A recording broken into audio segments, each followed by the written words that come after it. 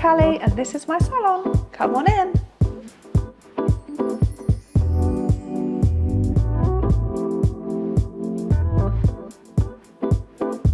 I'm Callie Borg. I am originally from Morden and I started out working in salons such as John Kahn, Tony and Guy and Charles Worthington before breaking out into the freelance world.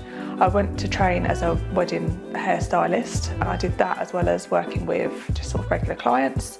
And from that I fell into more creative work, so working on more sort of photo shoots, weddings, events, and I absolutely loved that. Then I got pregnant with my daughter about age 25 and I was just in and out of London, rushing around like a lunatic all the time and didn't really consider life after having kids.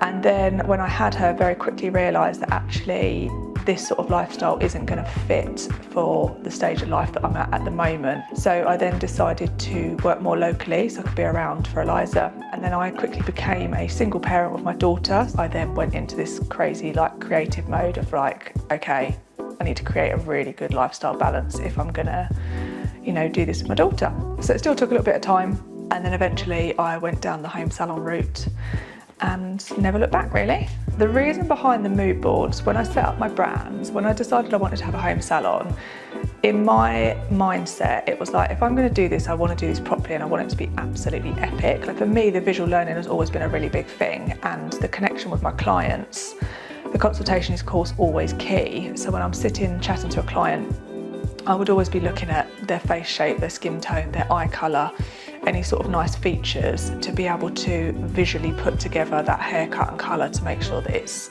absolutely on point for them. Sustainability for me started because I'm a big animal lover and I hated the fact that some products were tested on animals. So that's where it started for me. And then around the lockdown time, I was listening to a podcast called How to Cut It, and I was completely blown away by the fact that you could recycle so much more in salons. All of my products that I use in here are natural, vegan, organic. They're all ethically sourced and sustainable, and I recycle everything that I can. My biggest selling point, I would say, in regards to my home salon, it's a private environment, a luxury environment and a professional environment. And I think that my commitment to continuous personal development, continuous training, and my experience, I would say, is why my clients come to me. I used to work absolutely crazy hours, sort of 15-hour days. That just to me, I guess, was inbred in me as a young hairstylist, and that just became the norm. And I completely changed my hours and my work-life balance in 2020 when I had a health scare. Absolutely fine now, but I recognised that that just wasn't going to work anymore. So I now work 4 days a week, no evenings or weekends, and I absolutely stick to that boundary.